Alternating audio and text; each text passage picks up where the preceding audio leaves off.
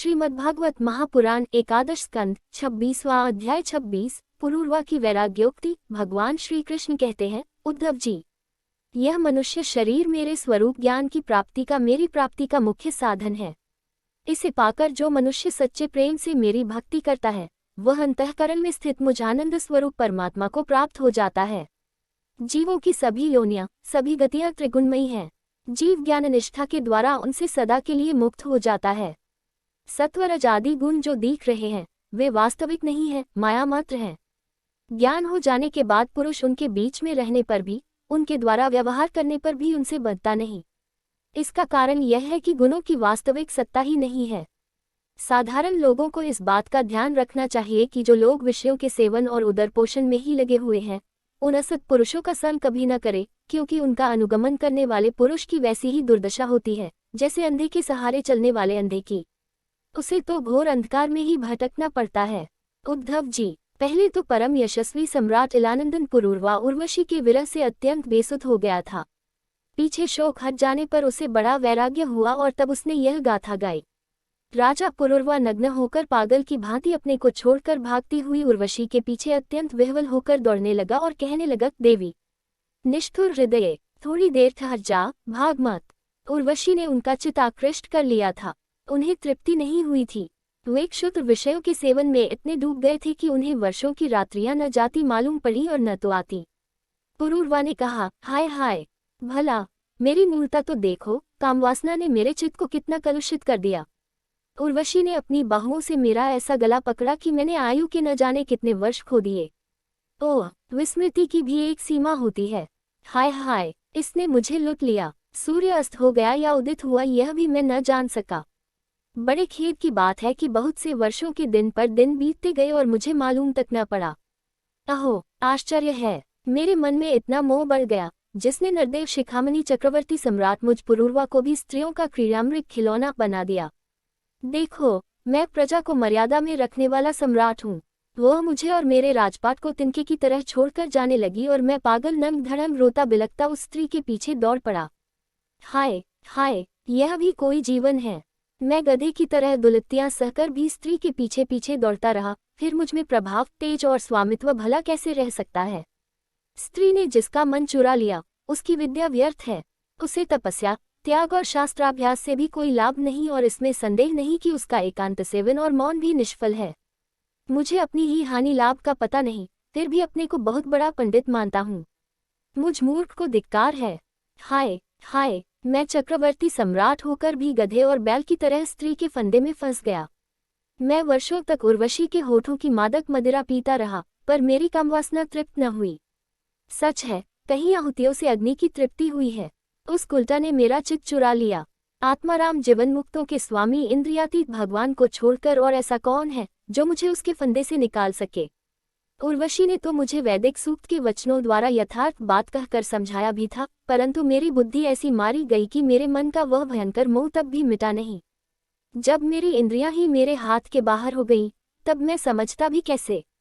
जो रस्सी के स्वरूप को न जानकर उसमें सर्प की कल्पना कर रहा है और दुखी हो रहा है, रस्सी ने उसका क्या बिगाड़ा है।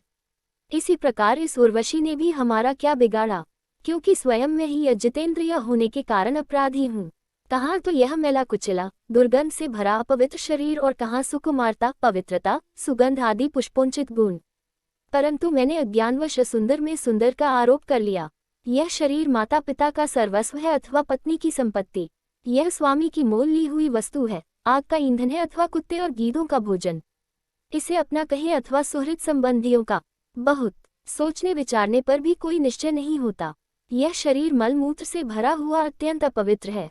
इसका अंत यही है कि पक्षी खाकर विष्ठा कर दे, इसके सड़ जाने पर इसमें कीड़े पड़ जाए अथवा जला देने पर यह राख का ढेर हो जाए। ऐसे शरीर पर लोग लट्टू हो जाते हैं और कहने लगते हैं, आहो, इस स्त्री का मुखड़ा कितना सुंदर है, नाक कितनी सुघड़ है और मंद मंद मुस्कान कितनी मनोहर है। यह शरीर त्वचा, मांस, रुधिर, स्नायु, मेदा, मज्जा और हड्डियों का ढेर और मलमूत्र तथा पीप से भरा हुआ है। यदि मनुष्य इसमें रमता है तो मलमूत्र के कीड़ों और उसमें अंतर ही क्या है। इसलिए अपनी भलाई समझने वाले विवेकी मनुष्य को चाहिए कि स्त्रियों और स्त्री लंपट पुरुषों का संग न करे। विषय और इंद्रियों के सहयोग से ही मन में विकार होता है, अन्यथा विकार का कोई अवसर ही नहीं है। जो वस्तु कभी देखी या सुनी नहीं गई है उसके लिए मन में विकार नहीं होता। जो लोग विषयों के साथ इंद्रियों का सहयोग नहीं होने देते उनका मन अपने आप निश्चल होकर शांत हो जाता है। अतः वाणी, कान और मन आदि इंद्रियों से स्त्रियों और स्त्रीलिंपटों का संग कभी नहीं करना चाहिए। मेरे जैसे लोगों की तो बात ही क्या, बड़े बड़े विद्वानों के लिए भी अपनी इंद्रियां और मन विश्वसनीय नहीं है। भगवान श्री कृष्ण कहते हैं, उद्धव जी, राजराजेश्वर पुरूरवा के मन में जब इस तरह के उद्गार उठने लगे तब उसने उर्वशी लोक का परित्याग कर दिया। अब ज्ञानोदय होने के कारण उसका मोह जाता रहा और उसने अपने हृदय में ही आत्मस्वरूप से मेरा साक्षात्कार कर लिया और वह शांत भाव में स्थित हो गया। इसलिए बुद्धिमान पुरुष को चाहिए कि पुरूरवा की भांति कुसंग छोड़कर सत्पुरुषों का संग करे। संत पुरुष अपने सदुपदेशों से उसके मन की आसक्ति नष्ट कर देंगे।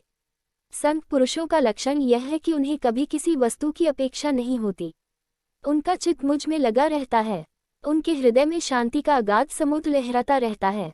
वे सदा सर्वदा सर्वत्र सब में सब रूप से स्थित भगवान का ही दर्शन करते हैं। उनमें अहंकार का लेश भी नहीं होता, फिर ममता की तो संभावना ही कहाँ है। वे सर्दी गर्मी सुख दुख आदि द्वंद्वों में एक रस रहते हैं तथा बौद्धिक, मानसिक, शारीरिक और पदार्थ संबंधी किसी प्रकार का भी परिग्रह नहीं रखते। परम भाग्यवान उद्धव जी, संतों के सौभाग्य की महिमा कौन कहे। उनके पास सदा सर्वदा मेरी लीला कथाएं हुआ करती हैं। मेरी कथाएं मनुष्यों के लिए परम हितकर हैं। जो उनका सेवन करते हैं उसके सारे पाप तापों को भी धो डालती हैं। जो लोग आदर और श्रद्धा से मेरी लीला कथाओं का श्रवण, गान और अनुमोदन करते हैं वे मेरे परायण हो जाते हैं और मेरी अनन्य प्रेममयी भक्ति प्राप्त कर लेते हैं। उद्धव जी, मैं अनंत अचिंत्य कल्याणमय गुण गुणों का आश्रय हूँ। मेरा स्वरूप है केवल आनंद, केवल अनुभव, विशुद्ध आत्मा। मैं साक्षात परब्रह्म हूँ। जिसे मेरी भक्ति मिल गई वह तो संत हो गया। अब उसे कुछ भी पाना शेष नहीं है। उनकी तो बात ही क्या, जिसने उन संत पुरुषों की शरण ग्रहण कर ली उसकी भी कर्मजलता, संसार भय और अज्ञान आदि सर्वथा निवृत्त हो जाते हैं। भला जिसने अग्नि भगवान का आश्रय ले लिया उसे शीत, भय अथवा अंधकार का दैख हो सकता है। जो इस घोर संसार सागर में डूब उतरा रहे हैं उसके लिए ब्रह्मवेता और शांत संत ही एकमात्र आश्रय है। जैसे जल में डूब रहे लोगों के लिए दृढ़ नौक, जैसे अन्न से प्राणियों के प्राण की रक्षा होती है, जैसे मैं ही दीन दुखियों का परम रक्षक हूँ, जैसे मनुष्य के लिए परलोक में धर्म ही एकमात्र पूंजी है, वैसे ही जो लोग संसार से भयभीत हैं उनके लिए संतजन ही परम आश्रय हैं। जैसे सूर्य आकाश में उदय होकर लोगों को जगत तथा अपने को देखने के लिए नेत्रदान करता है, वैसे ही संत पुरुष अपने को तथा भगवान को देखने के लिए अंतर्दृष्टि देते हैं। संत अनुग्रहशील देवता हैं। संत अपने हितैषी सुहृद हैं। संत अपने प्रियतम आत्मा हैं। और अधिक क्या कहूँ, स्वयं मैं ही संत के रूप में विद्यमान हूँ। प्रिय उद्धव, आत्म साक्षात्कार होते ही इलानंदन पुरूरवा को उर्वशी के लोक की स्पृहा न रही। उसकी सारी आसक्तियां मिट गईं और वह आत्माराम होकर स्वच्छंद रूप से इस पृथ्वी पर विचरण करने लगा। एकादश स्कंद 27वां अध्याय 27 क्रियायोग का वर्णन। उद्धव जी ने पूछा, भक्तवत्सल श्री कृष्ण, जिस क्रियायोग का आश्रय लेकर जो भक्तजन जिस प्रकार से जिस उद्देश्य से आपकी अर्चा पूजा करते हैं, आप अपने उस आराधना रूप क्रियायोग का वर्णन कीजिए। देवर्षि नारद, भगवान व्यासदेव और आचार्य बृहस्पति आदि बड़े बड़े ऋषि मुनि यह बात बार बार कहते हैं कि क्रियायोग के द्वारा आपकी आराधना ही मनुष्यों के परम कल्याण की साधना है। यह क्रियायोग पहले पहल आपके मुखारविंद से ही निकला था। आपसे ही ग्रहण करके इसे ब्रह्मा जी ने अपने पुत्र भृगु आदि महर्षियों को और भगवान शंकर ने अपनी अर्धांगिनी भगवती पार्वती जी को उपदेश किया था।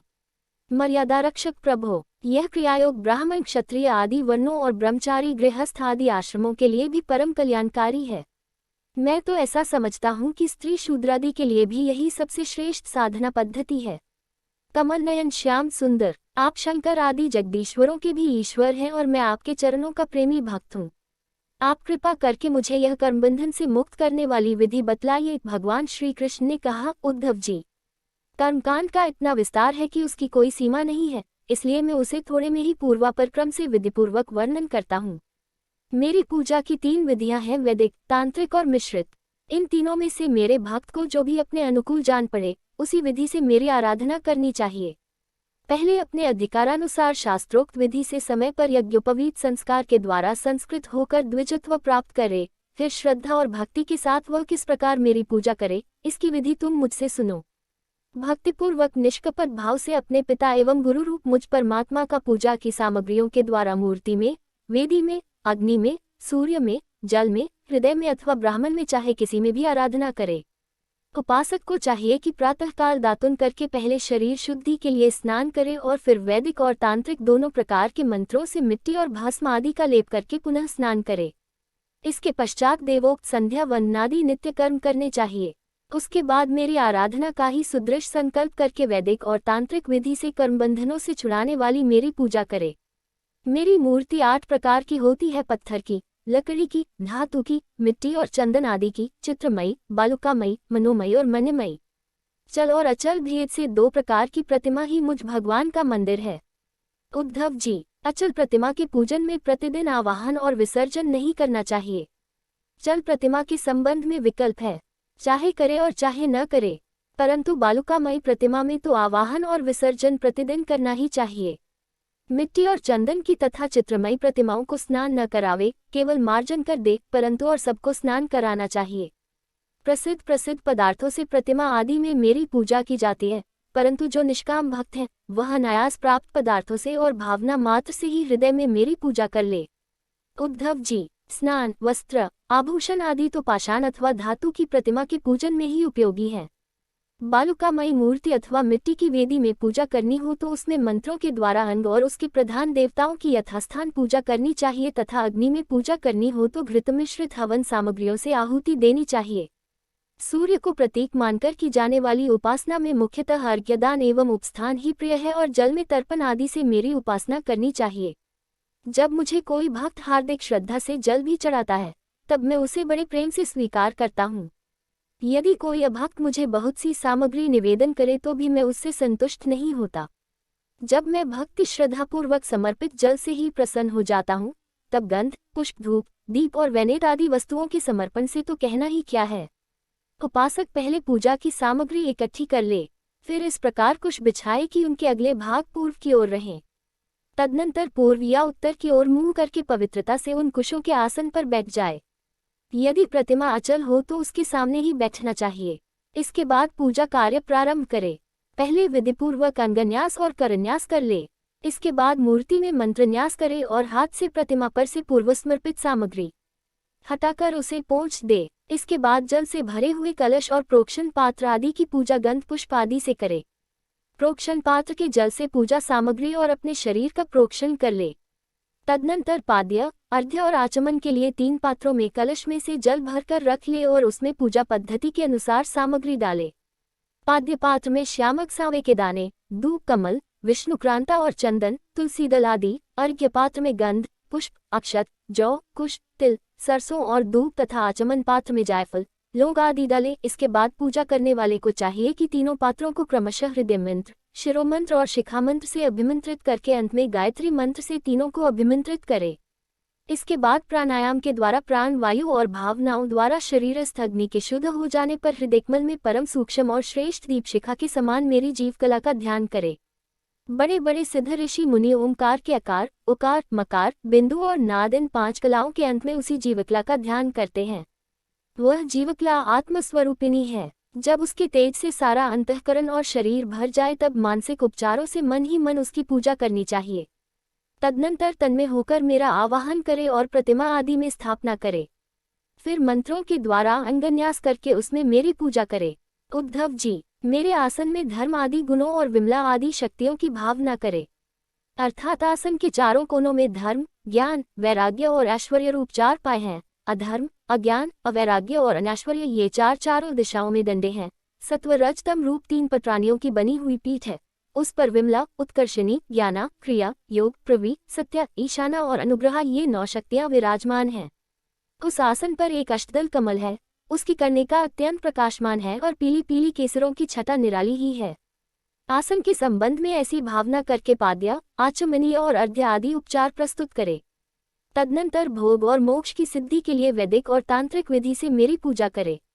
सुदर्शन चक्र, पांचजन्य शंख, कौमुद की गदा, खड्ग, बाण, धनुष, हल, मूसल इन 8 आयुधों की पूजा 8 दिशाओं में करे और कौस्तुभ मणि, वैजयंती माला तथा श्रीवत्स चिन्ह की वक्षस्थल पर यथास्थान पूजा करे।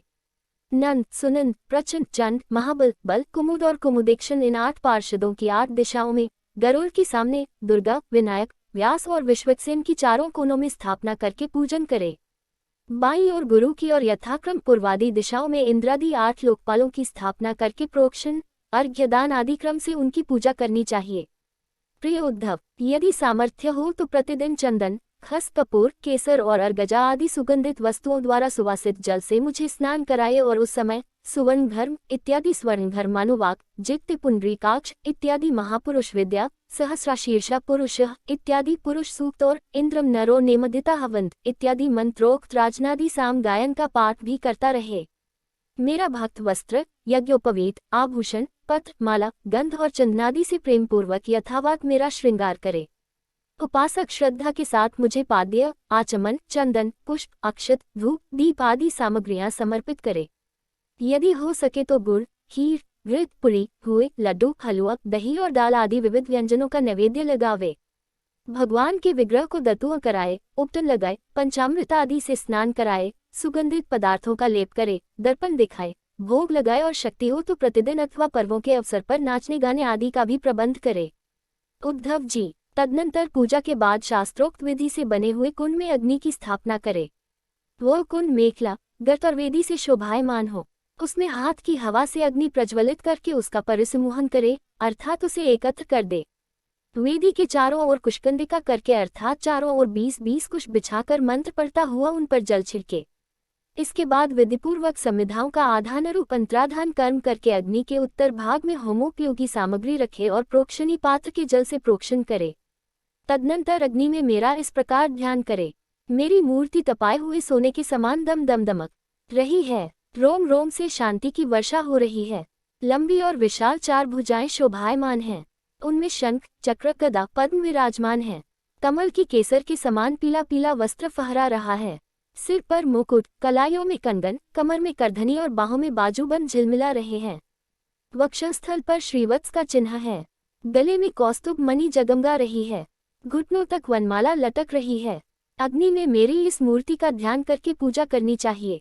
इसके बाद सूखी संविधाओं को घृत में डुबोकर आहुति दे और आज्यभाग और आघार नामक 2-2 आहुतियों से और भी हवन करे। तदनंतर घी से भिगोकर अन्य हवन सामग्रियों से आहुति दे। इसके बाद अपने इष्ट मंत्र से अथवा ओम नमो नारायणाय इस अष्टाक्षर मंत्र से तथा पुरुष सूक्त के 16 मंत्रों से हवन करे। बुद्धिमान पुरुष को चाहिए कि धर्मादि देवताओं के लिए भी विधिपूर्वक मंत्रों से हवन करे और स्विष्टकृत आहुति भी दे। इस प्रकार अग्नि में अंतर्यामी रूप से स्थित भगवान की पूजा करके उन्हें नमस्कार करे और नंद सुनंद आदि पार्षदों को 8 दिशाओं में हवन कर्मांग बलि दे। तदनंतर प्रतिमा के सम्मुख बैठकर परब्रह्म स्वरूप भगवान नारायण का स्मरण करे और भगवत स्वरूप मूल मंत्र ओम नमो नारायणाय का जप करे। इसके बाद भगवान को आचमन कराए और उनका प्रसाद विश्वक्सेन को निवेदन करे। इसके पश्चात अपने इष्टदेव की सेवा में सुगंधित तांबूल आदि मुखवास उपस्थित करे तथा पुष्पांजलि समर्पित करे। मेरी लीलाओं को गावे, उनका वर्णन करे और मेरी ही लीलाओं का अभिनय करे। यह सब करते समय प्रेमोन्मत्त होकर नाचने लगे। मेरी लीला कथाएं स्वयं सुने और दूसरों को सुनावे। कुछ समय तक संसार और उसके रगड़ों झगड़ों को भूलकर मुझमें ही तन्मय हो जाए। प्राचीन ऋषियों के द्वारा अथवा प्राकृत भक्तों के द्वारा बनाए हुए छोटे बड़े स्तव और स्तोत्रों से मेरी स्तुति करके प्रार्थना करे, भगवान आप मुझ पर प्रसन्न हो, मुझे अपने कृपा प्रसाद से सराबोर कर दे। तदनंतर दंडवत प्रणाम करे, अपना सिर मेरे चरणों पर रख दे और अपने दोनों हाथों से दाएं से दाहिना और बाएं से बायां चरण पकड़कर कहे, भगवान इस संसार सागर में मैं डूब रहा हूँ। मृत्यु रूप मगर मेरा पीछा कर रहा है। मैं डरकर आपकी शरण में आया हूँ। प्रभु आप मेरी रक्षा कीजिए। इस प्रकार स्तुति करके मुझे समर्पित की हुई माला आदर के साथ अपने सिर पर रखे और उसे मेरा दिया हुआ प्रसाद समझे। यदि विसर्जन करना हो तो ऐसी भावना करनी चाहिए कि प्रतिमा में से एक दिव्य ज्योति निकली है और वह मेरी हृदय ज्योति में लीन हो गई है। बस यही विसर्जन है। उद्धव जी, जो मनुष्य इस प्रकार वैदिक तांत्रिक क्रियायोग के द्वारा मेरी पूजा करता है वह इस लोक और परलोक में मुझसे अभीष्ट सिद्धि प्राप्त करता है। यदि शक्ति हो तो उपासक सुंदर और सुदृढ़ मंदिर बनवाए और उसमें मेरी प्रतिमा स्थापित करे। सुंदर सुंदर फूलों के बगीचे लगवा दे। नित्य की पूजा, पर्व की यात्रा और बड़े बड़े उत्सवों की व्यवस्था कर दे। जो मनुष्य पर्वों के उत्सव और प्रतिदिन की पूजा लगातार चलने के लिए खेत, बाजार, नगर अथवा गांव मेरे नाम पर समर्पित कर देते हैं उन्हें मेरे समान ऐश्वर्य की प्राप्ति होती है। मेरी मूर्ति की प्रतिष्ठा करने से पृथ्वी का एकछत्र राज्य, मंदिर निर्माण से त्रिलोकी का राज्य, पूजा आदि की व्यवस्था करने से ब्रह्मलोक और तीनों के द्वारा मेरी समानता प्राप्त होती है। जो निष्काम भाव से मेरी पूजा करता है उसे मेरा भक्तियोग प्राप्त हो जाता है और उस निरपेक्ष भक्तियोग के द्वारा वह स्वयं मुझे प्राप्त कर लेता है। जो अपनी दी हुई या दूसरों की दी हुई देवता और ब्राह्मण की जीविका हरण कर लेता है वह करोड़ों वर्षों तक विष्ठा का कीड़ा होता है। जो लोग ऐसे कामों में सहायता, प्रेरणा अथवा अनुमोदन करते हैं वे भी मरने के बाद प्राप्त करने वाले के समान ही फल के भागीदार होते हैं। यदि उनका हाथ अधिक रहा तो फल भी उन्हें अधिक ही मिलता है। एकादश स्कंद 28वां अध्याय 28 परमार्थ निरूपण। भगवान श्री कृष्ण कहते हैं, उद्धव जी, यद्यपि व्यवहार में पुरुष और प्रकृति दृष्टा और दृश्य के भेद से दो प्रकार का जगत जान पड़ता है, तथापि परमार्थ दृष्टि से देखने पर यह सब एक अधिष्ठान स्वरूप ही है। इसलिए किसी के शांत, घोर और मूढ़ स्वभाव तथा उनके अनुसार कर्मों की न स्तुति करनी चाहिए और न निंदा। सर्वदा अद्वैत दृष्टि रखनी चाहिए। जो पुरुष दूसरों के स्वभाव और उनके कर्मों की प्रशंसा अथवा निंदा करते हैं वे शीघ्र ही अपने यथार्थ परमार्थ साधन से च्युत हो जाते हैं, क्योंकि साधन तो द्वैत के अभिनिवेश का उसके प्रति सत्यत्व बुद्धि का निषेध करता है और प्रशंसा तथा निंदा उसकी सत्यता के भ्रम को और भी दृढ़ करती हैं। उद्धव जी, सभी इंद्रियां राजस अहंकार के कार्य हैं। जब वे निद्रित हो जाती हैं तब शरीर का अभिमानी जीव चेतना शून्य हो जाता है, अर्थात उसे बाहरी शरीर की स्मृति नहीं रहती। उस समय यदि मन बच रहा तब तो वह सपने के झूठे दृश्यों में भटकने लगता है और वह भी लीन हो गया तब तो जीव मृत्यु के समान गाढ़ निद्रा सुषुप्ति में लीन हो जाता है। वैसे ही सब जीव अपने अद्वितीय आत्मस्वरूप को भूलकर नाना वस्तुओं का दर्शन करने लगता है, तब वह स्वप्न के समान झूठे दृश्यों में फंस जाता है अथवा मृत्यु के समान अज्ञान में लीन हो जाता है। उद्धव जी, जब द्वैत नाम की कोई वस्तु ही नहीं है तब उसमें अमुक वस्तु भली है और अमुक बुरी, अथवा इतनी भली और इतनी बुरी है, यह प्रश्न ही नहीं उठ सकता। विश्व की सभी वस्तुएं वाणी से कही जा सकती है अथवा मन से सोची जा सकती है, इसलिए दृश्य एवं अनित्य होने के कारण उनका मिथ्यात्व तो स्पष्ट ही है। परछाई, प्रतिध्वनि और सीपी आदि में चांदी आदि के आभास यद्यपि हैं तो सर्वथा मिथ्या, परंतु उनके द्वारा मनुष्य के हृदय में भय कंप आदि का संचार हो जाता है। वैसे ही देहादि सभी वस्तुएं हैं तो सर्वथा मिथ्या ही, परंतु जब तक ज्ञान के द्वारा इनकी असत्यता का बोध नहीं हो जाता, इनकी आत्यंतिक निवृत्ति नहीं हो जाती, तब तक ये भी अज्ञानियों को भयभीत करती रहती हैं। उद्धव जी, जो कुछ प्रत्यक्ष या परोक्ष वस्तु है वह आत्मा ही है, वही सर्वशक्तिमान भी है। जो कुछ विश्व सृष्टि प्रतीत हो रही है इसका वह निमित्त कारण तो है ही, उपादान कारण भी है, वही रक्षक है और रक्षित भी वही है। सर्वात्मा भगवान ही इसका संहार करते हैं और जिसका संहार होता है वह भी वही है। अवश्य ही व्यवहार दृष्टि से देखने पर आत्मा इस विश्व से भिन्न है, परंतु आत्मदृष्टि से उसके अतिरिक्त और कोई वस्तु ही नहीं है। उसके अतिरिक्त जो कुछ प्रतीत हो रहा है उसका किसी भी प्रकार निर्वचन नहीं किया जा सकता और अनिर्वचनीय तो केवल आत्मस्वरूप ही है।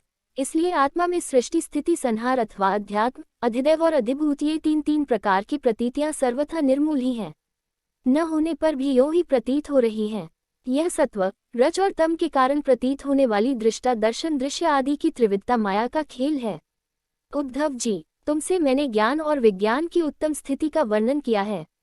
जो पुरुष मेरे इन वचनों का रहस्य जान लेता है वह न तो किसी की प्रशंसा करता है और न निंदा। वह जगत में सूर्य के समान संभाव से विचरता रहता है। प्रत्यक्ष, अनुमान, शास्त्र और आत्मानुभूति आदि सभी प्रमाणों से यह सिद्ध है कि यह जगत उत्पत्ति विनाशशील होने के कारण अनित्य एवं असत्य है। यह बात जानकर जगत में असंग भाव से विचरना चाहिए। उद्धव जी ने पूछा, भगवन, आत्मा है दृष्टा और देह है दृश्य। आत्मा स्वयं प्रकाश है और देह है जड़। ऐसी स्थिति में जन्म मृत्यु रूप संसार न शरीर को हो सकता है और न आत्मा को, परंतु इसका होना भी उपलब्ध होता है। तब यह होता किसे है? आत्मा तो अविनाशी, प्राकृत अप्राकृत गुणों से रहित, शुद्ध, स्वयं प्रकाश और सभी प्रकार के आवरणों से रहित है, तथा विनाशी, सगुण, अशुद्ध, प्रकाश और आवृत है। आत्मा अग्नि के समान प्रकाशमान है तो शरीर काठ की तरह अचेतन। फिर यह जन्म मृत्यु रूप संसार है किसे? भगवान श्री कृष्ण ने कहा, वस्तुतः प्रिय उद्धव, संसार का अस्तित्व नहीं है, तथापि जब तक देह, इंद्रियों और प्राणों के साथ आत्मा की संबंध भ्रांति है तब तक अविवेकी पुरुष को वह सत्य सा स्फुरित होता है। जैसे स्वप्न में अनेकों विपत्तियां आती हैं पर वास्तव में वे हैं नहीं, फिर भी स्वप्न टूटने तक उनका अस्तित्व नहीं मिटता, वैसे ही संसार के न होने पर भी जो उसमें प्रतीत होने वाले विषयों का चिंतन करते रहते हैं उनके जन्म मृत्यु रूप संसार की निवृत्ति नहीं होती।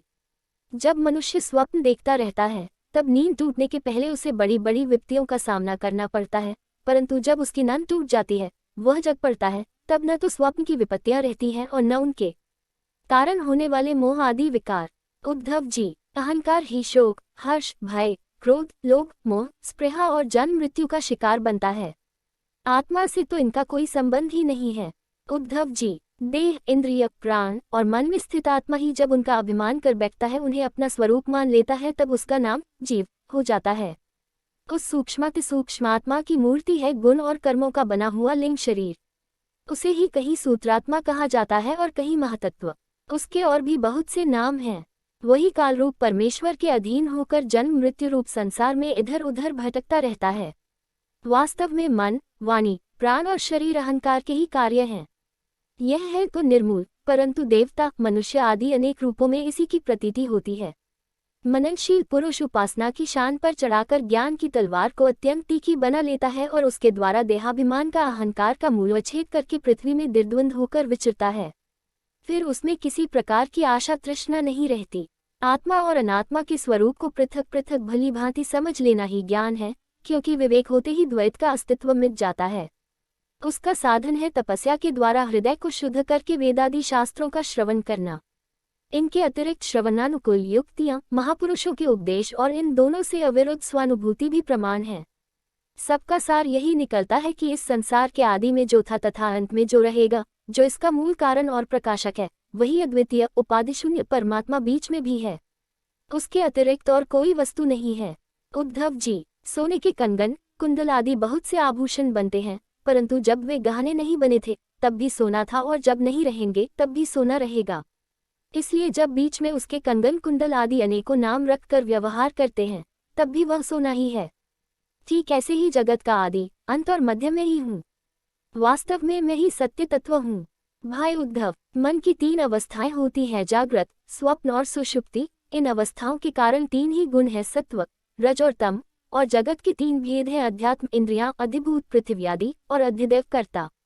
ये सभी त्रिविधताएं जिसकी सत्ता से सत्य के समान प्रतीत होती हैं, और समाधि आदि में यह त्रिविधता न रहने पर भी जिसकी सत्ता बनी रहती है, वह तुरीय तत्व इन तीनों से परे और इनमें अनुगत चौथा ब्रह्म तत्व ही सत्य है, जो उत्पत्ति से पहले नहीं था और प्रलय के पश्चात भी नहीं रहेगा। ऐसा समझना चाहिए कि बीच में भी वह है नहीं, केवल कल्पना मात्र, नाम मात्र ही है।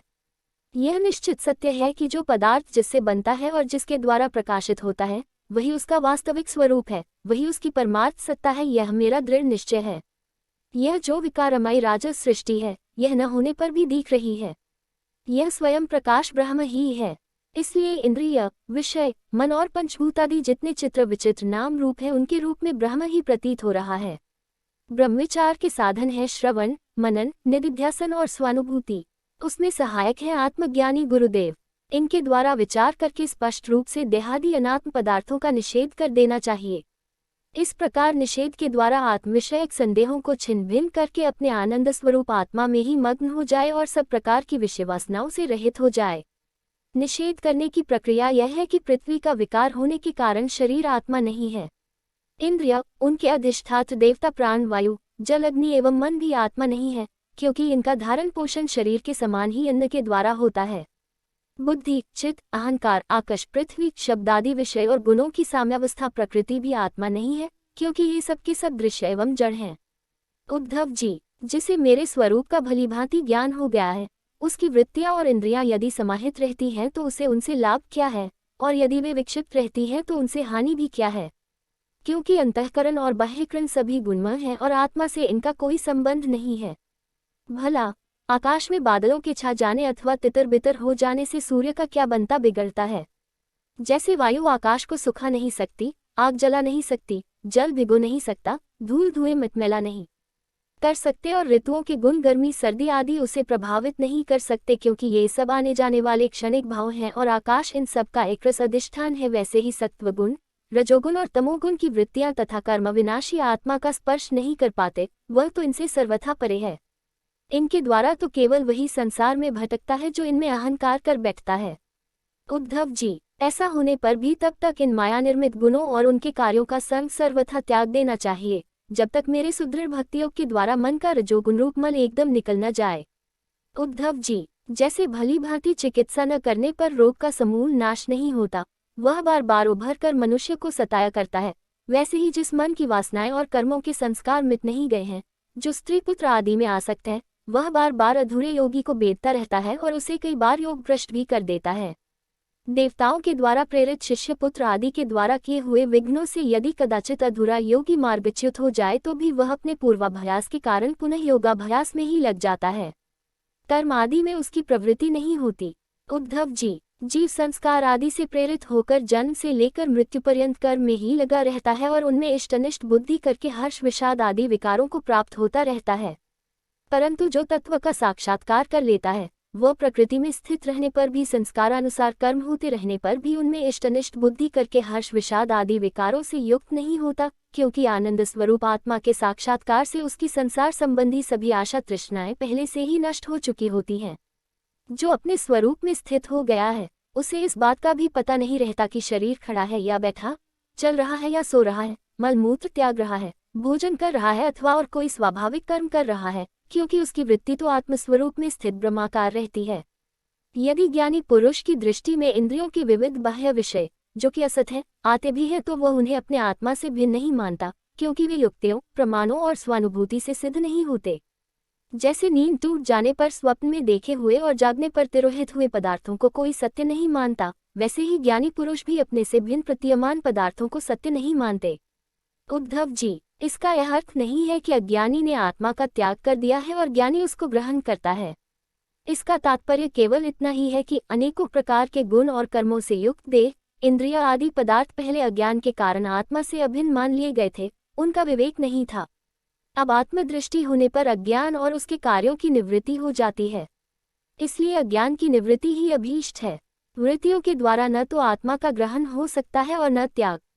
जैसे सूर्य उदय होकर मनुष्यों के नेत्रों के सामने से अंधकार का पर्दा हटा देते हैं, किसी नई वस्तु का निर्माण नहीं करते, वैसे ही मेरे स्वरूप का दृढ़ अप्रोक्ष ज्ञान पुरुष के बुद्धिगत अज्ञान का आवरण नष्ट कर देता है। वह हिदन रूप से किसी वस्तु का अनुभव नहीं कराता। उद्धव जी, आत्मा नित्य अप्रोक्ष है, उसकी प्राप्ति नहीं करनी पड़ती। वह स्वयं प्रकाश है, उसमें अज्ञान आदि किसी प्रकार के विकार नहीं है। वह जन्म रहित है, अर्थात कभी किसी प्रकार भी वृत्ति में आरूढ़ नहीं होता, इसलिए अप्रमेय है। ज्ञान आदि के द्वारा उसका संस्कार भी नहीं किया जा सकता। आत्मा में देश, काल और वस्तुकृत परिच्छेद न होने के कारण अस्तित्व, वृद्धि, परिवर्तन, ह्रास और विनाश उसका स्पर्श भी नहीं कर सकते। सबकी और सब प्रकार की अनुभूतियां आत्मस्वरूप ही हैं। जब मन और वाणी आत्मा को अपना अविषय समझकर निवृत्त हो जाते हैं, तब वही सजातीय, विजातीय और स्वगत भेद से शून्य एक अद्वितीय रह जाता है। व्यवहार दृष्टि से उसके स्वरूप का वाणी और प्राण आदि के प्रवर्तक के रूप में निरूपण किया जाता है। उद्धव जी, अद्वितीय आत्म तत्व में अर्थहीन नामों के द्वारा विवक्ता मान लेना ही मन का भ्रम है, अज्ञान है। सचमुच यह बहुत बड़ा मोह है, क्योंकि अपने आत्मा के अतिरिक्त उस भ्रम का भी और कोई अधिष्ठान नहीं है। अधिष्ठान सत्ता में अध्यस्त की सत्ता है ही नहीं, इसलिए सब कुछ आत्मा ही है। बहुत से पंडिताभिमानी लोग ऐसा कहते हैं कि यह पांचभौतिक द्वैत विभिन्न नामों और रूपों के रूप में इंद्रियों के द्वारा ग्रहण किया जाता है, इसलिए सत्य है। परंतु यह तो अर्थहीन वाणी का आडंबर मात्र है, क्योंकि तत्वतः तो इंद्रियों की पृथक सत्ता ही सिद्ध नहीं होती, फिर वे किसी को प्रमाणित कैसे करेगी। उद्धव जी, यदि योग साधना पूर्ण होने के पहले ही किसी साधक का शरीर रोगादि उपद्रवों से पीड़ित हो, तो उसे इन उपायों का आश्रय लेना चाहिए। गर्मी ठंडक आदि को चंद्रमा सूर्य आदि की धारणा के द्वारा, वात आदि रोगों को वायु धारणा युक्त आसनों के द्वारा और ग्रह सर्पाधिकृत विघ्नों को तपस्या, मंत्र एवं औषधि के द्वारा नष्ट कर डालना चाहिए। काम क्रोध आदि विघ्नों को मेरे चिंतन और नाम संकीर्तन आदि के द्वारा नष्ट करना चाहिए, तथा पतन की ओर ले जाने वाले दम्भ मद आदि विघ्नों को धीरे धीरे महापुरुषों की सेवा के द्वारा दूर कर देना चाहिए। कोई मनस्वी योगी विविध उपायों के द्वारा इस शरीर को सुदृढ़ और युवावस्था में स्थिर करके फिर अनिमा आदि सिद्धियों के लिए योग साधन करते हैं, परंतु बुद्धिमान पुरुष ऐसे विचार का समर्थन नहीं करते, क्योंकि यह तो एक व्यर्थ प्रयास है। वृक्ष में लगे हुए फल के समान इस शरीर का नाश तो अवश्यंभावी है। यदि कदाचित बहुत दिनों तक निरंतर और आदर पूर्वक योग साधना करते रहने पर शरीर सुदृढ़ भी हो जाए, तब भी बुद्धिमान पुरुष को अपनी साधना छोड़कर उतने में ही संतोष नहीं कर लेना चाहिए। उसे तो सर्वदा मेरी प्राप्ति के लिए ही संलग्न रहना चाहिए। जो साधक मेरा आश्रय लेकर मेरे द्वारा कही हुई योग साधना में संलग्न रहता है, उसे की भी विघ्न बाधा दिगा नहीं सकती। उसकी सारी कामनाएं नष्ट हो जाती हैं और वह आत्मानंद की अनुभूति में मग्न हो जाता है। एकादश स्कंद 29वां अध्याय 29 भागवत धर्मों का निरूपण और उद्धव जी का बदरिकाश्रम गमन। उद्धव जी कहते हैं, अच्युत, जो अपना मन वश में नहीं कर सका है, उसके लिए आपकी बतलाई हुई इस योग साधना को तो मैं बहुत ही कठिन समझता हूँ। अतः अब आप कोई ऐसा सरल और सुगम साधन बतलाइए जिससे मनुष्य अनायास ही परमपद प्राप्त कर सके। कमल नयन, आप जानते ही हैं कि अधिकांश योगी जब अपने मन को एकाग्र करने लगते हैं तब वे बार बार चेष्टा करने पर भी सफल न होने के कारण हार मान लेते हैं और उसे वश में न कर पाने के कारण दुखी हो जाते हैं। पद्मलोचन, आप विश्वेश्वर है, आपके ही द्वारा सारे संसार का नियमन होता है। इसी से सारा सार विचार में चतुर मनुष्य आपके आनंदवर्षी चरण कमलों की शरण लेते हैं और अनायास ही सिद्धि प्राप्त कर लेते हैं। आपकी माया उनका कुछ नहीं बिगाड़ सकती, क्योंकि उन्हें योग साधन और कर्मानुष्ठान का अभिमान नहीं होता। परंतु जो आपके चरणों का आश्रय नहीं लेते, वे योगी और कर्मी अपने साधन के घमंड से फूल जाते हैं। अवश्य ही आपकी माया ने उनकी मति हर ली है। प्रभो, आप सबके हितैषी सुहृद हैं।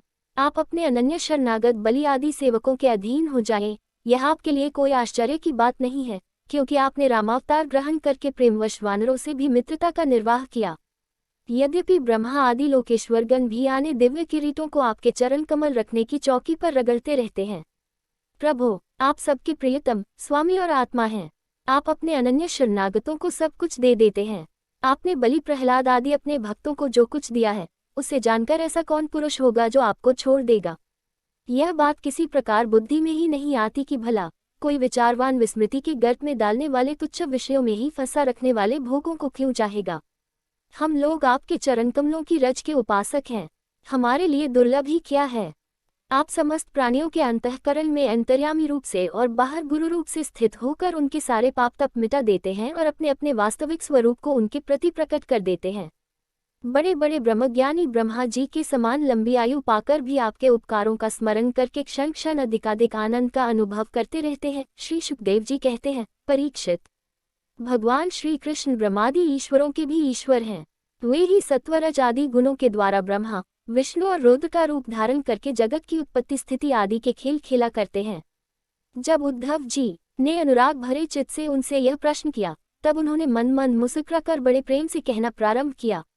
श्री भगवान ने कहा, प्रिय उद्धव, अब मैं तुम्हें अपने उन मंगलमय भागवत धर्मों का उपदेश करता हूँ जिनका श्रद्धापूर्वक आचरण करके मनुष्य संसार रूप दुर्जय मृत्यु को अनायास ही जीत लेता है। उद्धव जी, मेरे भक्त को चाहिए कि अपने सारे कर्म मेरे लिए ही करे और धीरे धीरे उनको करते समय मेरे स्मरण का अभ्यास बढ़ाए। कुछ ही दिनों में उसके मन और चित्त मुझ में समर्पित हो जाएंगे। उसके मन और आत्मा मेरे ही धर्मों में रम जाएंगे। मेरे भक्त साधुजन जिन पवित्र स्थानों में निवास करते हों, उन्हीं में रहे और देवता, असुर अथवा मनुष्यों में जो मेरे अनन्य भक्त हों, उनके आचरणों का अनुसरण करे। पर्व के अवसरों पर सबके साथ मिलकर अथवा अकेला ही नृत्य, गान, वाद्य आदि महाराजोचित ठाट बात से मेरी यात्रा आदि के महोत्सव करे। शुद्धंतःकरण पुरुष आकाश के समान बाहर और भीतर परिपूर्ण एवं आवरण शून्य मुझ परमात्मा को ही समस्त प्राणियों और अपने हृदय में स्थित देखे। निर्मल बुद्धि उद्धव जी, जो साधक केवल इस ज्ञान दृष्टि का आश्रय लेकर संपूर्ण प्राणियों और पदार्थों में मेरा दर्शन करता है और उन्हें मेरा ही रूप मानकर सत्कार करता है तथा ब्राह्मण और चांडाल, चोर और ब्राह्मण भक्त, सूर्य और चिनगारी तथा कृपालु और क्रूर में समान दृष्टि रखता है, उसे ही सच्चा ज्ञानी समझना चाहिए। जब निरंतर सभी नर रानियों में मेरी ही भावना की जाती है, तब थोड़े ही दिनों में साधक के चित्त से स्पर्धा, घोर ईर्ष्या, तिरस्कार और अहंकार आदि दोष दूर हो जाते हैं। अपने ही लोग यदि हंसी करे तो करने दे, उनकी परवाह न करे, मैं अच्छा हूँ, वह बुरा है, ऐसी देह दृष्टि को और लोक लज्जा को छोड़ दे और कुत्ते, चांडाल, गौ एवं गधे को भी पृथ्वी पर गिरकर साष्टांग दंडवत प्रणाम करे। जब तक समस्त प्राणियों में मेरी भावना भगवत भावना न होने लगे, तब तक इस प्रकार से मन, वाणी और शरीर के सभी संकल्पों और कर्मों द्वारा मेरी उपासना करता रहे। उद्धव जी, जब इस प्रकार सर्वत्र आत्मबुद्धि ब्रह्मबुद्धि का अभ्यास किया जाता है, तब थोड़े ही दिनों में उसे ज्ञान होकर सब कुछ ब्रह्मस्वरूप दिखने लगता है। ऐसी दृष्टि हो जाने पर सारे संशय संदेह अपने आप निवृत्त हो जाते हैं और वह सब कहीं मेरा साक्षात्कार करके संसार दृष्टि से उपराम हो जाता है। मेरी प्राप्ति के जितने साधन हैं, उनमें मैं तो सबसे श्रेष्ठ साधन यही समझता हूँ कि समस्त प्राणियों और पदार्थों में मन, वाणी और शरीर की समस्त वृत्तियों से मेरी ही भावना की जाए। उद्धव जी, यही मेरा अपना भागवत धर्म है। इसको एक बार आरंभ कर देने के बाद फिर किसी प्रकार की विघ्न बाधा से इसमें रत्ती भर भी अंतर नहीं पड़ता, क्योंकि यह धर्म निष्काम है और स्वयं मैंने ही इसे निर्गुण होने के कारण सर्वोत्तम निश्चय किया है। भागवत धर्म में किसी प्रकार की त्रुटि पड़नी तो दूर रही, यदि इस धर्म का साधन भय शोक आदि के अवसर पर होने वाली भावना और रोने पीटने भागने जैसा निरर्थक कर्म भी निष्काम भाव से मुझे समर्पित कर दे तो वे भी मेरी प्रसन्नता के कारण धर्म बन जाते हैं। विवेकियों के विवेक और चतुरों की चतुराई की पराकाष्ठा इसी में है कि वे इस विनाशी और असत्य शरीर के द्वारा मुझ अविनाशी एवं सत्य तत्व को प्राप्त कर लें। उद्धव जी, यह संपूर्ण ब्रह्मविद्या का रहस्य मैंने संक्षेप और विस्तार से तुम्हें सुना दिया। इस रहस्य को समझना मनुष्यों की तो कौन कहे, देवताओं के लिए भी अत्यंत कठिन है। मैंने जिस सुस्पष्ट और युक्तियुक्त ज्ञान का वर्णन बार बार किया है, उसके मर्म को जो समझ लेता है, उसके हृदय की संशय ग्रंथियां छिन्न भिन्न हो जाती हैं और वह मुक्त हो जाता है। मैंने तुम्हारे प्रश्न का भलीभांति खुलासा कर दिया। जो पुरुष हमारे प्रश्नोत्तर को विचारपूर्वक धारण करेगा, वह वेदों के भी परम रहस्य सनातन परब्रह्म को प्राप्त कर लेगा। जो पुरुष मेरे भक्तों को इसे भलीभांति स्पष्ट करके समझाएगा, उस ज्ञानदाता को मैं प्रसन्न मन से अपना स्वरूप तक दे डालूंगा, उसे आत्मज्ञान करा दूंगा। उद्धव जी, यह तुम्हारा और मेरा संवाद स्वयं तो पवित्र है ही, दूसरों को भी पवित्र करने वाला है। जो प्रतिदिन इसका पाठ करेगा और दूसरों को सुनाएगा, वह इस ज्ञानदीप के द्वारा दूसरों को मेरा दर्शन कराने के कारण पवित्र हो जाएगा। जो कोई एकाग्रचित्त से इसे श्रद्धापूर्वक नित्य सुनेगा, उसे मेरी पराभक्ति प्राप्त होगी और वह कर्मबंधन से मुक्त हो जाएगा। प्रियस्थे, तुमने भली भांति ब्रह्म का स्वरूप समझ लिया न, और तुम्हारे चित्त का मोह एवं शोक तो दूर हो गया न। तुम इसे दाम्भिक, नास्तिक, शठ, अश्रद्धालु, भक्तिहीन और उद्धत पुरुष को कभी मत देना। जो इन दोषों से रहित हो, ब्राह्मण भक्त हो, प्रेमी हो, साधु स्वभाव हो और जिसका चरित्र पवित्र हो, उसी को यह प्रसंग सुनाना चाहिए। यदि शूद्र और स्त्री भी मेरे प्रति प्रेम भक्ति रखते हों तो उन्हें भी इसका उपदेश करना चाहिए। जैसे दिव्य अमृत पान कर लेने पर कुछ भी पीना शेष नहीं रहता, वैसे ही यह जान लेने पर जिज्ञासु के लिए और कुछ भी जानना शेष नहीं रहता। प्यारे उद्धव, मनुष्यों को जो ज्ञान, कर्म, योग, वाणिज्य और राजदंडादि से क्रमशः मोक्ष, धर्म, काम और अर्थरूप फल प्राप्त होते हैं, परंतु तुम्हारे जैसे अनन्य भक्तों के लिए वह चारों प्रकार का फल केवल मैं ही हूँ। जिस समय मनुष्य समस्त कर्मों का परित्याग करके मुझे आत्मसमर्पण कर देता है, उस समय वह मेरा विशेष माननीय हो जाता है और मैं उसे उसके जीवत्व से छुड़ाकर अमृत स्वरूप मोक्ष की प्राप्ति करा देता हूँ और वह मुझसे मिलकर मेरा स्वरूप हो जाता है। श्री शुकदेव जी कहते हैं, परीक्षित, अब उद्धव जी योगमार्ग का पूरा पूरा उपदेश प्राप्त कर चुके थे। भगवान श्री कृष्ण की बात सुनकर उनकी आंखों में आंसू उमड़ आए। प्रेम की बाढ़ से गला रूंध गया, चुपचाप हाथ जोड़े रह गए और वाणी से कुछ बोला न गया। उनका चित्त प्रेमावेश से विह्वल हो रहा था। उन्होंने धैर्यपूर्वक उसे रोका और अपने को अत्यंत सौभाग्यशाली अनुभव करते हुए सिर से यदुवंश शिरोमणि भगवान श्री कृष्ण के चरणों को स्पर्श किया तथा हाथ जोड़कर उनसे यह प्रार्थना की। उद्धव जी ने कहा, प्रभु, आप माया और ब्रह्म आदि के भी मूल कारण हैं। मैं मोह के महान अंधकार में भटक रहा था, आपके सत्संग से वह सदा के लिए भाग गया। भला जो अग्नि के पास पहुंच गया, उसके सामने क्या शीत, अंधकार और उसके कारण होने वाला भय ठहर सकते हैं। आपकी मोहिनी माया ने मेरा ज्ञान दीपक छीन लिया था, परंतु आपने कृपा करके वह फिर अपने सेवक को लौटा दिया। आपने मेरे ऊपर महान अनुग्रह की वर्षा की है। ऐसा कौन होगा जो आपके इस कृपा प्रसाद का अनुभव करके भी आपके चरण कमलों की शरण छोड़ दे और किसी दूसरे का सहारा ले।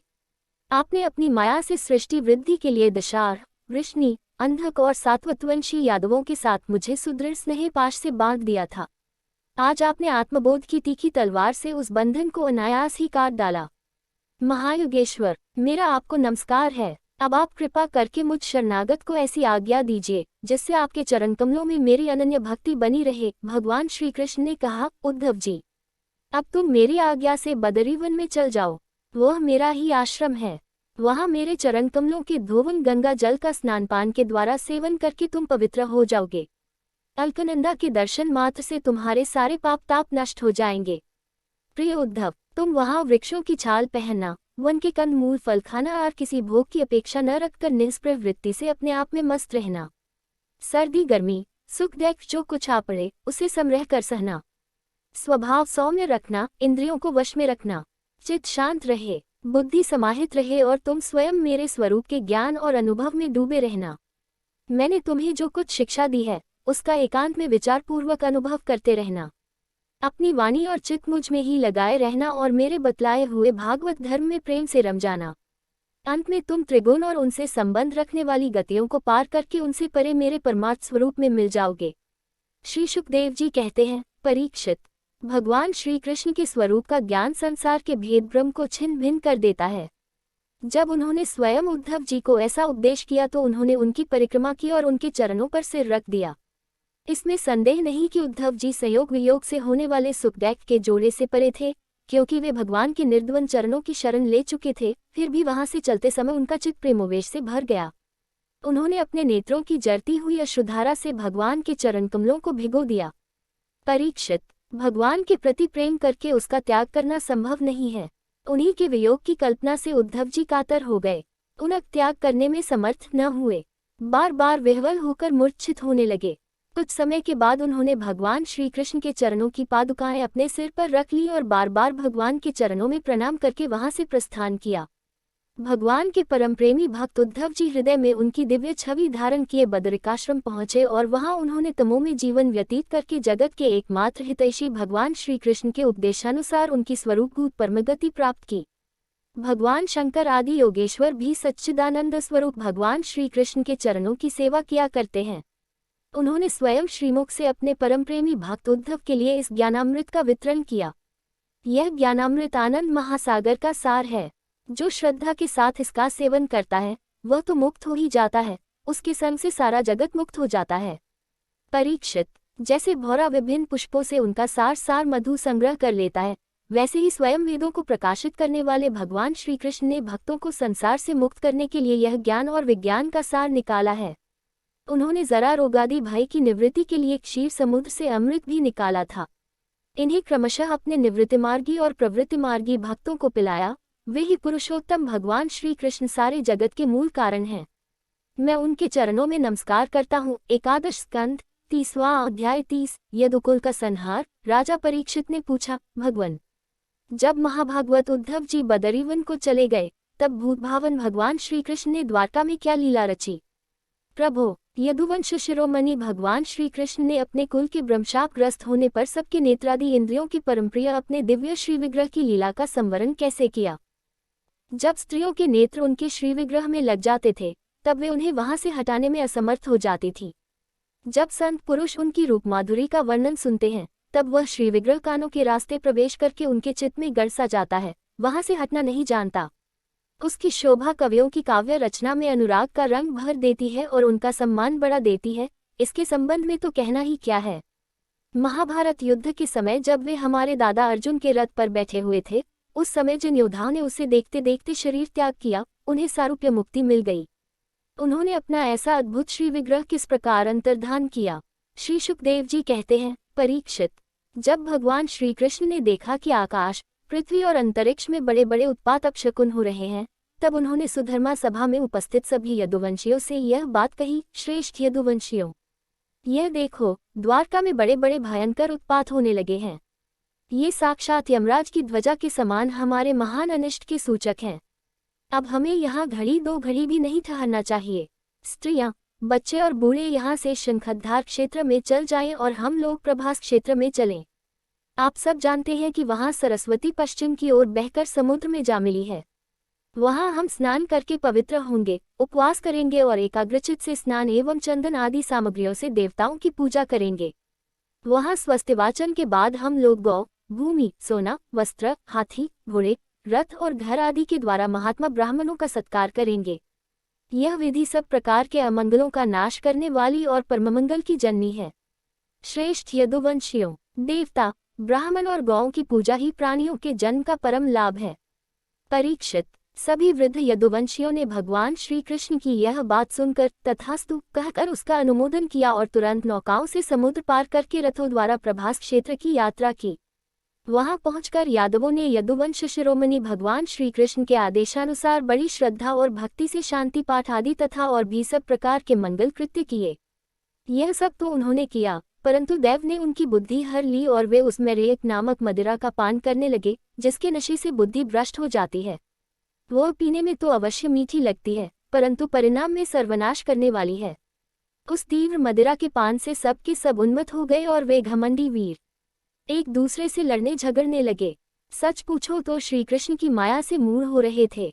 उस समय वे क्रोध से भरकर एक दूसरे पर आक्रमण करने लगे और धनुष, बाण, तलवार, भाले, गदा, तोमर और रिष्टि आदि अस्त्र शस्त्रों से वहां समुद्र तट पर ही एक दूसरे से भिड़ गए। मतवाले यदुवंशी रथों, हाथियों, घोड़ों, गधों, ऊंटों, खच्चरों, बैलों, भैंसों और मनुष्यों पर भी सवार होकर एक दूसरे को बाणों से घायल करने लगे, मानो जंगली हाथी एक दूसरे पर दांतों से चोट कर रहे हों। सबकी सवारियों पर ध्वजाएं फहरा रही थीं, पैदल सैनिक भी आपस में उलझ रहे थे। प्रद्युम्न साम से, अक्रूर भोज से, अनिरुद्ध सात्यकी से, सुभद्र संग्रामजित से, भगवान श्री कृष्ण के भाई गद उसी नाम के उनके पुत्र से और सुमित्र सुरत से युद्ध करने लगे। ये सभी बड़े भयंकर योद्धा थे और क्रोध में भरकर एक दूसरे का नाश करने पर तुल गए थे। इनके अतिरिक्त निश्चट, उन्मुख, सहस्रजित, सज्जित और भानु आदि यादव भी एक दूसरे से गूंथ गए। भगवान श्री कृष्ण की माया ने तो इन्हें अत्यंत मोहित कर ही रखा था, इधर मदिरा के नशे ने भी इन्हें अंधा बना दिया था। दशार्ह, वृष्णि, अंधक, भोज, सात्वत, मधु, अर्बुद, माथुर, शूरसेन, विसर्जन, कुकुर और कुंती आदि वंशों के लोग सौहार्द और प्रेम को भुलाकर आपस में मार काट करने लगे। मूर्तावश पुत्र पिता का, भाई भाई का, भांजा मामा का, नाती नाना का, मित्र मित्र का, सुहृद सुहृद का, चाचा भतीजे का तथा एक गोत्र वाले आपस में एक दूसरे का खून करने लगे। अंत में जब उनके सब बाण समाप्त हो गए, धनुष टूट गए और शस्त्रास्त्र नष्ट भ्रष्ट हो गए, तब उन्होंने अपने हाथों से समुद्र तट पर लगी हुई एरका नाम की घास उखाड़नी शुरू की। यह वही घास थी जो ऋषियों के शाप के कारण उत्पन्न हुए लोहमय मूसल के चूड़े से पैदा हुई थी। हे राजन, उनके हाथों में आते ही वह घास वज्र के समान कठोर मुद्गरों के रूप में परिणत हो गई। अब वे रोष में भरकर उसी घास के द्वारा अपने विपक्षियों पर प्रकार करने लगे। भगवान श्री कृष्ण ने उन्हें मना किया तो उन्होंने उनको और बलराम जी को भी अपना शत्रु समझ लिया। उन आत्ताइयों की बुद्धि ऐसी मूढ़ हो रही थी कि वे उन्हें मारने के लिए उनकी ओर दौड़ पड़े। कुरुनंदन, अब भगवान श्री कृष्ण और बलराम जी भी क्रोध में भरकर युद्ध भूमि में इधर उधर विचरने और मुट्ठी की मुट्ठी एरका घास उखाड़ उखाड़ कर उन्हें मारने लगे। एरका घास की मुट्ठी ही मुद्गर के समान चोट करती थी। जैसे बांसों की रगड़ से उत्पन्न होकर दावानल बांसों को ही भस्म कर देता है, वैसे ही ब्रह्मशाप से ग्रस्त और भगवान श्री कृष्ण की माया से मोहित यदुवंशियों के स्पर्धामूलक क्रोध ने उन्हें ध्वंस कर दिया। जब भगवान श्री कृष्ण ने देखा कि समस्त यदुवंशियों का संहार हो चुका है, तब उन्होंने यह सोचकर संतोष की सांस ली कि पृथ्वी का बचा खुचा भार भी उतर गया। परीक्षित, बलराम जी ने समुद्र तट पर बैठकर एकाग्रचित से परमात्म चिंतन करते हुए अपने आत्मा को आत्मस्वरूप में ही स्थिर कर लिया और मनुष्य शरीर छोड़ दिया। जब भगवान श्री कृष्ण ने देखा कि मेरे बड़े भाई बलराम जी परमपद में लीन हो गए, तब वे एक पीपल के पेड़ के तले जाकर चुपचाप धरती पर ही बैठ गए। भगवान श्री कृष्ण ने उस समय अपनी अंकौंती से देदीप्यमान चतुर्भुज रूप धारण कर रखा था और धूम से रहित अग्नि के समान दिशाओं को अंधकार रहित प्रकाशमान बना रहे थे। वर्षाकालीन मेघ के समान सांवले शरीर से तपे हुए सोने के समान ज्योति निकल रही थी। वक्षस्थल पर श्रीवत्स का चिन्ह शोभायमान था। वे रेशमी पीताम्बर की धोती और वैसा ही दुपट्टा धारण किए हुए थे। बड़ा ही मंगलमय रूप था। मुखकमल पर सुंदर मुस्कान और कपोलों पर नीली नीली अलकें बड़ी ही सुहावनी लगती थीं। कमल के समान सुंदर सुंदर एवं सुकुमार नेत्र थे। कानों में मकराकृत कुंडल झिलमिला रहे थे। कमर में करधनी, कंधे पर यज्ञोपवीत, माथे पर मुकुट, कलाइयों में कंगन, बाहों में बाजूबंद, वक्षस्थल पर हार, चरणों में नूपुर, अंगुलियों में अंगूठियां और गले में कौस्तुभ मणि शोभायमान हो रही थी। घुटनों तक वनमाला लटकी हुई थी। शंख, चक्र, गदा आदि आयुध मूर्तिमान होकर प्रभु की सेवा कर रहे थे। उस समय भगवान अपनी दाहिनी जांघ पर बायां चरण रखकर बैठे हुए थे। लाल लाल तलवा रक्त कमल के समान चमक रहा था। परीक्षित, सरा नाम का एक बहेलिया था। उसने मूसल के बचे हुए टुकड़े से अपने बाण की गांसी बना ली थी। उसे दूर से भगवान का लाल लाल तलवा हरिण के मुख के समान जान पड़ा। उसने उसे सचमुच हरिण समझकर अपने उसी बाण से बींध दिया। जब वह पास आया तब उसने देखा कि अरे, ये तो चतुर्भुज पुरुष है। अब तो वह अपराध कर चुका था, इसलिए डर के मारे कांपने लगा और दैत्यदलन भगवान श्री कृष्ण के चरणों पर सिर रखकर धरती पर गिर पड़ा। उसने कहा, हे मधुसूदन, मैंने अनजान में यह पाप किया है। सचमुच मैं बहुत बड़ा पापी हूँ, परंतु आप परमेश्वरी और निर्विकार हैं। आप कृपा करके मेरा अपराध क्षमा कीजिए।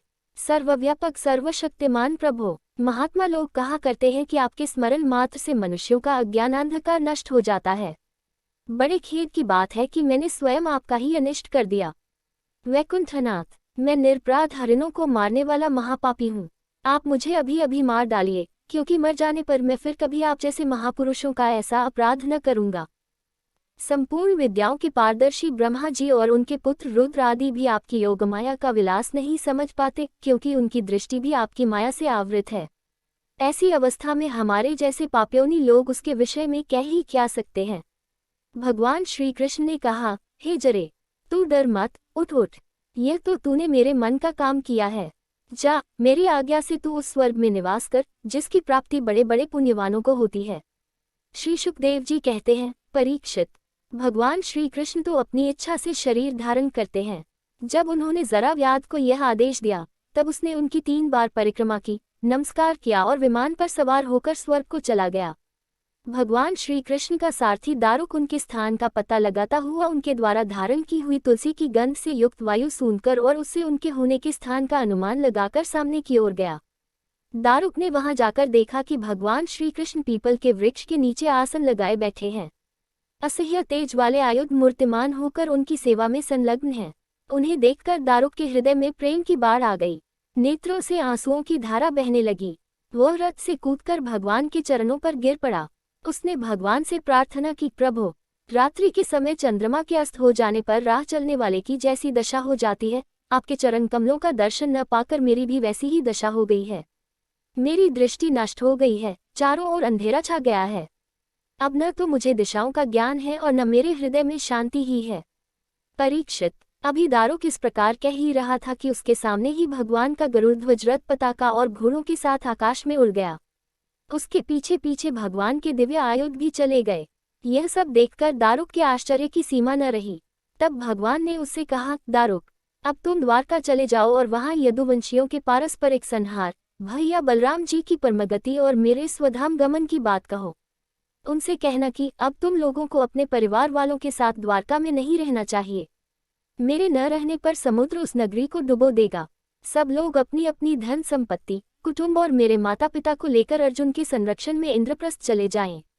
दारुक, तुम मेरे द्वारा उपदिष्ट भागवत धर्म का आश्रय लो और ज्ञाननिष्ठ होकर सबकी उपेक्षा कर दो तथा इस दृश्य को मेरी माया की रचना समझकर शांत हो जाओ। भगवान का यह आदेश पाकर दारुक ने उनकी परिक्रमा की और उनके चरण कमल अपने सिर पर रखकर बारंबार प्रणाम किया। तदनंतर वह उदास मन से द्वारका के लिए चल पड़ा। एकादश स्कंद 31वां अध्याय 31। श्री भगवान का स्वधाम गमन। श्री सुखदेव जी कहते हैं, परीक्षित, दारुक के चले जाने पर ब्रह्मा जी, शिव पार्वती, इंद्रादि लोकपाल, मरीचि आदि प्रजापति, बड़े बड़े ऋषि मुनि, पितरसिद्ध, गंधर्व विद्याधर, नागचारण, यक्ष राक्षस, किन्नर, अप्सराएं तथा गरुड़लोक के विभिन्न पक्षी अथवा मैत्रेय आदि ब्राह्मण भगवान श्री कृष्ण के परमधाम प्रस्थान को देखने के लिए बड़ी उत्सुकता से वहां आए। वे सभी भगवान श्री कृष्ण के जन्म और लीलाओं का गान अथवा वर्णन कर रहे थे। उनके विमानों से सारा आकाश भर सा गया था। वे बड़ी भक्ति से भगवान पर पुष्पों की वर्षा कर रहे थे। सर्वव्यापक भगवान श्री कृष्ण ने ब्रह्मा जी और अपने विभूति स्वरूप देवताओं को देखकर अपने आत्मा को स्वरूप में स्थित किया और कमल के सामने नेत्र बंद कर लिए। भगवान का श्री विग्रह उपासकों के ध्यान और धारणा का मंगलमय आधार और समस्त लोगों के लिए परम रमणीय आश्रय है, इसलिए उन्होंने योगियों के समान अग्नि देवता संबंधी योग धारणा के द्वारा उसको जलाया नहीं, सशरीर अपने धाम में चले गए। उस समय स्वर्ग में नगारे बजने लगे और आकाश से पुष्पों की वर्षा होने लगी। परीक्षित, भगवान श्री कृष्ण के पीछे पीछे इस लोक से सत्य, धर्म, धैर्य, कीर्ति और श्रीदेवी भी चली गईं। भगवान श्री कृष्ण की गति मन और वाणी के परे है। तभी तो भगवान अपने धाम में प्रवेश करने लगे, तब ब्रह्मादि देवता भी उन्हें न देख सके। इस घटना से उन्हें बड़ा ही विस्मय हुआ। जैसे बिजली मेघमंडल को छोड़कर जब आकाश में प्रवेश करती है, तब मनुष्य उसकी चाल नहीं देख पाते, वैसे ही बड़े बड़े देवता भी श्री कृष्ण की गति के संबंध में कुछ न जान सके। ब्रह्मा जी और भगवान शंकर आदि देवता भगवान की यह परम योगमयी गति देखकर बड़े विस्मय के साथ उसकी प्रशंसा करते अपने अपने लोक में चले गए। परीक्षित, जैसे नट अनेकों प्रकार के स्वांग बनाता है परंतु रहता है उन सबसे निर्लिप्त, वैसे ही भगवान का मनुष्यों के समान जन्म लेना, लीला करना और फिर उसे संवरण कर लेना उनकी माया का विलास मात्र है, अभिनय मात्र है। वे स्वयं ही इस जगत की सृष्टि करके इसमें प्रवेश करके विहार करते हैं और अंत में संहार लीला करके अपने अनंत महिमा में स्वरूप में ही स्थित हो जाते हैं। सांदीपनि गुरु का पुत्र यमपुरी चला गया था, परंतु उसे वे मनुष्य शरीर के साथ लौटा लाए। तुम्हारा ही शरीर ब्रह्मास्त्र से जल चुका था, परंतु उन्होंने तुम्हें जीवित कर दिया। वास्तव में उनकी शरणागत वत्सलता ऐसी ही है। और तो क्या कहूँ, उन्होंने कालों के महाकाल भगवान शंकर को भी युद्ध में जीत लिया और अत्यंत अपराधी अपने शरीर पर ही प्रहार करने वाले व्याध को भी सदैव स्वर्ग भेज दिया। प्रिय परीक्षित, ऐसी स्थिति में क्या वे अपने शरीर को सदा के लिए यहाँ नहीं रख सकते थे? अवश्य ही रख सकते थे। यद्यपि भगवान श्री कृष्ण संपूर्ण जगत की स्थिति, उत्पत्ति और संहार के निरपेक्ष कारण हैं और संपूर्ण शक्तियों के धारण करने वाले हैं, तथापि उन्होंने अपने शरीर को इस संसार में बचा रखने की इच्छा नहीं की। इससे उन्होंने यह दिखाया कि इस मनुष्य शरीर से मुझे क्या प्रयोजन है। आत्मनिष्ठ पुरुषों के लिए यही आदर्श है कि वे शरीर रखने की चेष्टा न करें। इधर दारुक भगवान श्री कृष्ण के विरह से व्याकुल होकर द्वारका आया और वसुदेव जी तथा उग्रसेन के चरणों पर गिर गिरकर उन्हें आंसुओं से भिगोने लगा। परीक्षित, उसने अपने को संभाल कर यदुवंशियों के विनाश का पूरा विवरण कह सुनाया। उसे सुनकर लोग बहुत ही दुखी हुए और मारे शोक के मूर्छित हो गए। भगवान श्री कृष्ण के वियोग के विह्वल होकर वे लोग सिर पीटते हुए वहां तुरंत पहुंचे, जहां उनके भाई बंधु निष्प्राण होकर पड़े हुए थे। देवकी, रोहिणी और वसुदेव जी अपने प्यारे पुत्र श्री कृष्ण और बलराम को न देखकर शोक की पीड़ा से बेहोश हो गए। उन्होंने भगवद्वीर से व्याकुल होकर वहीं अपने प्राण छोड़ दिए। स्त्रियों ने अपने अपने पतियों के शव पहचानकर उन्हें हृदय से लगा लिया और उसके साथ चिता पर बैठकर भस्म हो गईं। बलराम जी की पत्नियां उनके शरीर को, वसुदेव जी की पत्नियां उनके शव को और भगवान की पुत्र वधुएं अपने पतियों की लाशों को लेकर अग्नि में प्रवेश कर गईं। भगवान श्री कृष्ण की रुक्मिणी आदि पत्रानियां उनके ध्यान में मग्न होकर अग्नि में प्रविष्ट हो गईं। परीक्षित, अर्जुन अपने प्रियतम और सखा भगवान श्री कृष्ण के विरह से पहले तो अत्यंत व्याकुल हो गए, फिर उन्होंने उन्हीं की गीतोक्त सदुपदेशों का स्मरण करके अपने मन को संभाला। यदुवंश के मृत व्यक्तियों में जिनको कोई पिंड देने वाला न था, उनका श्राद्ध अर्जुन ने क्रमशः विधिपूर्वक करवाया। महाराज, भगवान के न रहने पर समुद्र ने एकमात्र भगवान श्री कृष्ण का निवास स्थान छोड़कर एक ही क्षण में सारी द्वारका डुबो दी। भगवान श्री कृष्ण वहां आज भी सदा सर्वदा निवास करते हैं। वह स्थान स्मरण मात्र से ही सारे पाप तापों का नाश करने वाला और सर्वमंगलों को भी मंगल बनाने वाला है। प्रिय परीक्षित, पिंडदान के अनंतर बची खुची स्त्रियों, बच्चों और बूढ़ों को लेकर अर्जुन इंद्रप्रस्थ आए। वहां सबको यथायोग्य बसाकर अनिरुद्ध के पुत्र वत्स का राज्याभिषेक कर दिया। राजन, तुम्हारे दादा युधिष्ठिर आदि पांडवों को अर्जुन से ही यह बात मालूम हुई कि यदुवंशियों का संहार हो गया है। तब उन्होंने अपने वंशधर तुम्हें राज्यपद अभिषिक्त करके हिमालय की वीर यात्रा की। मैंने तुम्हें देवताओं के भी आराध्य देव भगवान श्री कृष्ण की जन्म लीला और कर्म लीला सुनाई। जो मनुष्य श्रद्धा के साथ इसका कीर्तन करता है, वह समस्त पापों से मुक्त हो जाता है। परीक्षित, जो मनुष्य इस प्रकार भक्त भयहारी निखिल सौंदर्य माधुर्य निधि श्री कृष्णचंद्र के अवतार संबंधी रुचिर पराक्रम और इस श्रीमद्भागवत महापुराण में तथा दूसरे पुराणों में वर्णित परमानंदमयी बाल लीला, कैशोर लीला आदि का संकीर्तन करता है, वह परमहंस मुनींद्रों के अंतिम प्राप्तव्य श्री कृष्ण के चरणों में पराभक्ति प्राप्त करता है। एकादश स्कंध समाप्त। हरि ओम। इस प्रकार श्रीमद्भागवत महापुराण एकादश स्कंध के 31 अध्याय समाप्त हुए।